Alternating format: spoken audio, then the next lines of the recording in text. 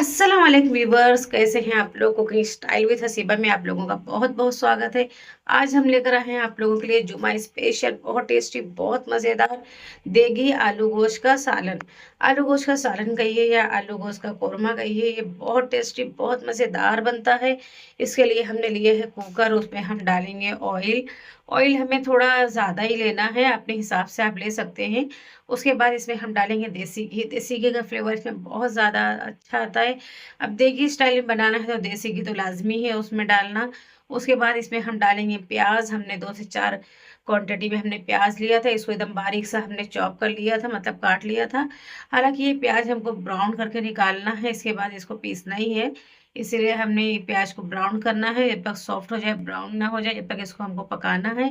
ये सालन ना इतना ज़्यादा टेस्टी, इतना मज़ेदार बनता है ना, कि अगर आपने बना लिया ना तो बस हो गया। ये ओरिजिनल स्टाइल में हम बना रहे हैं, यही सही स्टाइल यही है, सही तरीका इसका यही है जो हमने जिस तरीके से हमने सालन बनाया है।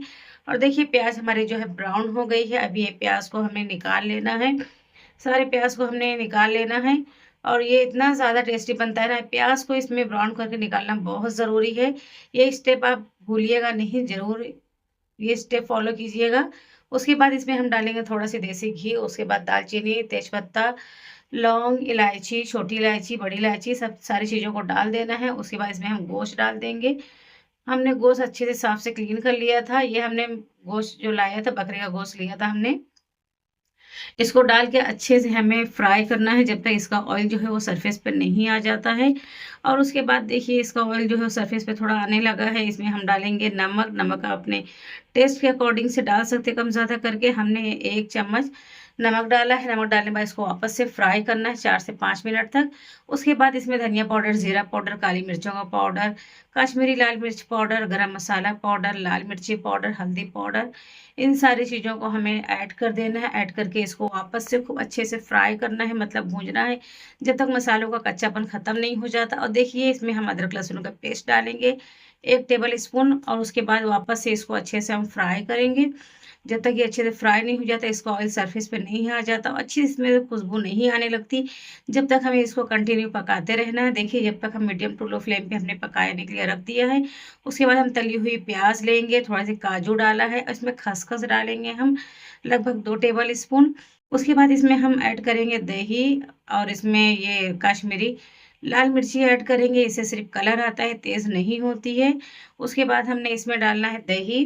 दही भी आप अपने हिसाब से ले सकते हैं। इसको डाल के अच्छे से इसको हम बारीक सा फाइन सा इसका पेस्ट बना लेना है, एकदम बारीक पेस्ट बनाना है। सारे मसालों का राजा यही है। अगर इसको आपने बना के डाल दिया ना तो फिर आपका जो कोरमा है ना बहुत ज़्यादा टेस्टी, बहुत मज़ेदार बनेगा। इसमें हमने थोड़ा सा दही डाला है। उसके बाद हमने ये मसाले को ऐड कर देना है। देख ही सकते हैं आप कितना बारीक हमने मसालों को बनाया है। और उसके बाद इसको अच्छे से हमें वापस से भूनना है जब तक इसका ऑयल जो है अच्छे से सरफेस पे नहीं आ जाता। और ये इतना ज़्यादा टेस्टी ये सालन बनता है ना, आपने अगर बना लिया ना तो बस सब तारीफ़ें करते रह जाएँगे। इसको नान, कुलचा या नॉर्मल रोटी के साथ, पाव के साथ, किसके साथ भी आप खाएँगे ना, पुलाव के साथ, ये इतना ज़्यादा टेस्टी लगेगा ना कि आप बोलेंगे हर जुम्मा को हमें बस यही बनाना है, इतना ज़्यादा टेस्टी बन के तैयार होता है। और देखिए हमने इसमें इसको सारे मसाले इसमें हमने ऐड कर दिया है। अब इसमें हम थोड़ा-सी पानी ऐड करेंगे जो मिक्सर में हमने पीसा था उसी में, और इसको वापस से कुकर की लिड लगा देंगे। और जब तक गोश्त हमारा नहीं गल जाता, जब तक इसको हमको पकाना है।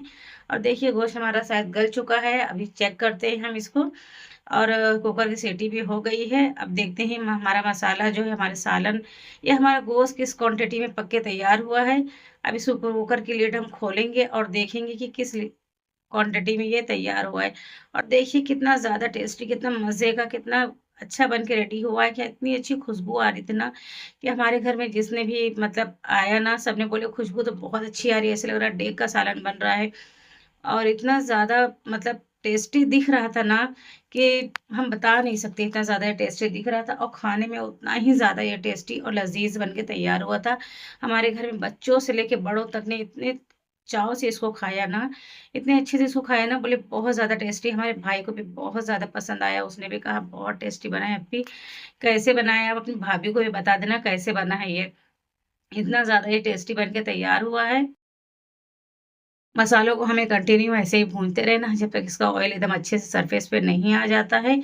इसमें हमें आलू भी ऐड करना है। हालाँकि ये देगी आलू गोश्त का सालन है, तो इसमें आलू ऐड करना लाज़मी है। तो हमने नए वाले आलू लिए थे, जो अभी मार्केट में आ रहा है, सर्दियों में बहुत ज़्यादा आ रहे हैं, तो हमने आलूओं को छील के अच्छे से इसको वॉश कर लिया था और ये आलूओं को ऐड करके इसको वापस से फ्राई करना है। थोड़ा-सा पानी डाल देना है और पानी डाल के वापस से कुकर की लिड लगा देना है। सिर्फ़ 1 सीटी आने तक इसको पकाना है, क्योंकि ये आलू बहुत जल्दी गल जाता है, सॉफ्ट हो जाता है। तो देखिए कुकर में 1 सीटी आ गई है, अब देखते हैं हमारा सालन कैसा दिख रहा है। हमारा कोरमा जो है कितना लज़ीज़, कितना टेस्टी, कितना मज़ेदार दिख रहा है। अब धनिया का पत्ता डालेंगे इसको और चलते हैं इसको सर्व करते हैं। इतना ज़्यादा टेस्टी ना, अगर आपको ज़्यादा गाढ़ा सालन चाहिए तो आप पानी कम डालिए, हमें मीडियम चाहिए था इसलिए हमने इस क्वांटिटी में पानी ऐड किया था। और देखिए हमारा सालन मज़ेदार, टेस्टी और खुशबू से भरपूर उम, देगी आलू गोश्त का सालन हमारा रेडी हो गया है, जो बहुत टेस्टी, बहुत मज़ेदार बन के रेडी। हमारे गोश्त भी अच्छे से सॉफ्ट हो गए हैं।